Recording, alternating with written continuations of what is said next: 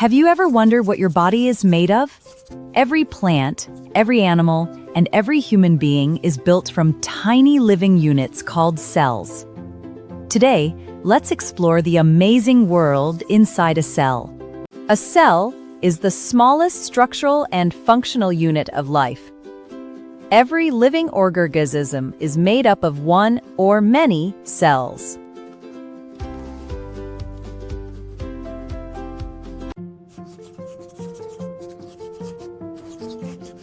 Cells were first observed by Robert Hooke in 1665 while examining a thin slice of cork under a microscope.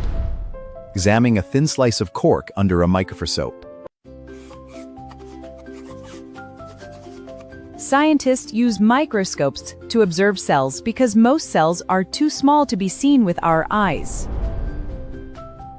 Seen with our naked eyes.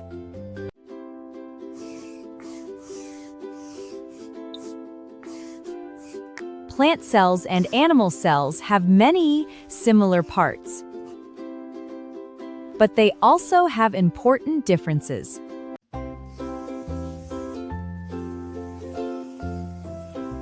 Plant cells have a cell wall, while animal cells do not. The cell wall gives extra strength and protection. Inside every cell is a thin covering called the cell membrane.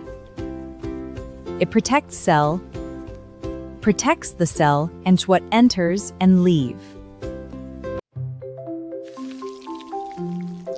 The jelly-like substance inside the cell is called the pysomes. It contains all the important cell organomes. The nucleus is the control center of the cell. It controls all the data of the cell and contains genetic information.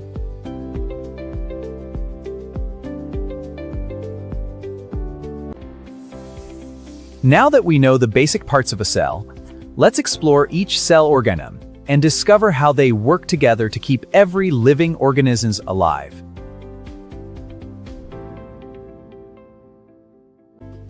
The cell membrane is the thin outer covering of every animal cell. Hence, in plant cells, it lies just inside the cell wall. The cell membrane protects the cell and controls the movement of substances entering and leaving the cell. Therefore, it is called a selectively permeable membrane. First, we take a fresh Rio leaf and carefully peel away the thin, transparent layer from its inside. We place this layer on a glass slide and cover it. Now, let's observe it under the microscope. Here, we can clearly see the intricate structure of the cell membrane and the green chlorophyll within. When diluted salt solution is added, water moves out of the cell. The pysomes shrinks away from the cell wall. This process is called plasmasis. Unlike the cell membrane, the cell wall is strong, tough, and made mainly of cellulose. It gives the plant cell its shape and protection.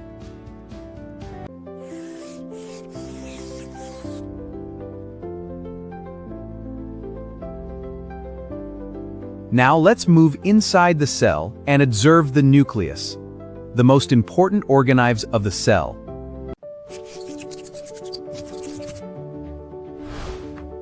The nucleus was discovered by Robert Brown in 1831. It controls every activity of the cell and stores genetic informations.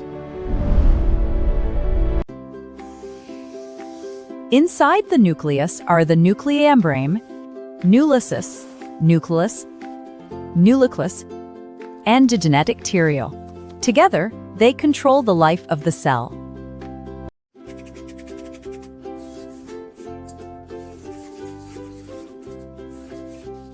Cells that have a true nucleus are called eukaryotic cells. Cells without a membrane-bound nucleus are called prokaryotic cells.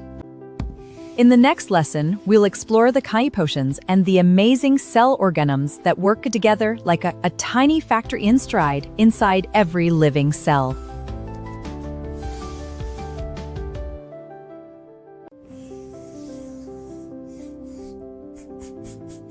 Inside the cell membrane, there is a jelly-like fluid called the kyphlogistin. It holds all the cell organs and provides space for important life process.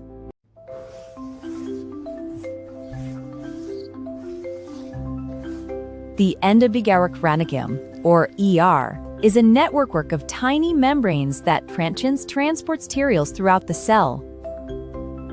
There are two types of Endoplasmic Reticulum. Rough ERI has ribosome and makes proteins. Smooth ERI has no ribosome and helps induce fats.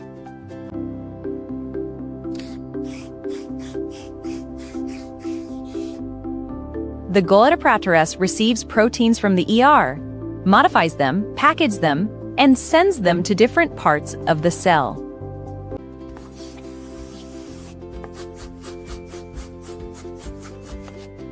The mitochondria carries out cellular respiration and produces energy for the cell. It is known as the Powerhouse of the cell. Tiny particles called ribosomes are the sites of protein synthesis. Some float freely in the cytoplasm, while others are attached to the rough ER.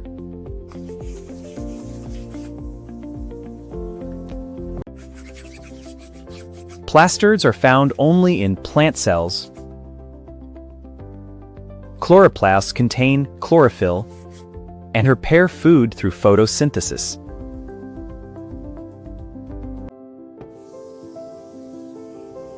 The large vacuole stores water, food, and waste materials. It also helps maintain the shape and firmness of plant cells.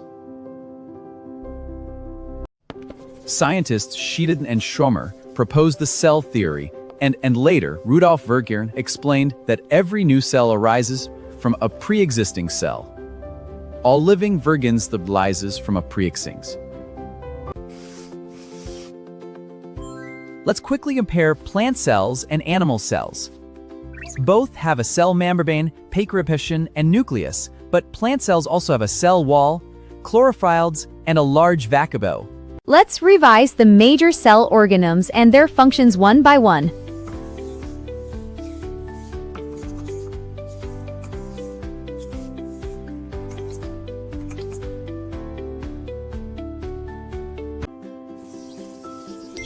The nucleus controls the cell.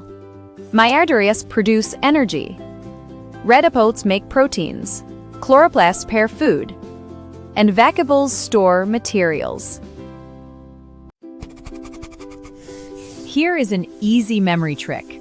Think of the cell as a small factory where every organelle has a special job.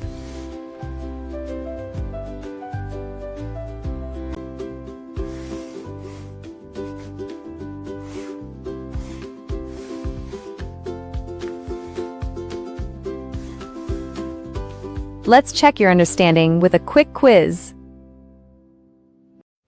Question 1. Which organelle is called the Powerhouse of the cell?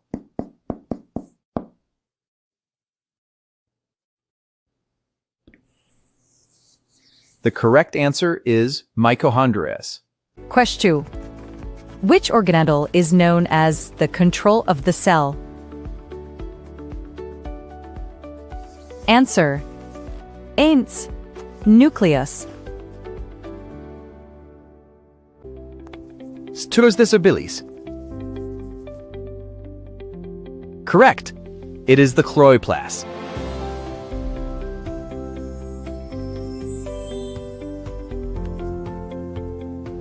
Excellent work. Today you learned the structure and functions of the cell and its organoids. Keep practicing the diagrams and key points for your SC exams. If you enjoyed this lesson, subscribe to OMGHN Academy for more easy-to-understand science, maths, and social videos. See you in the next class.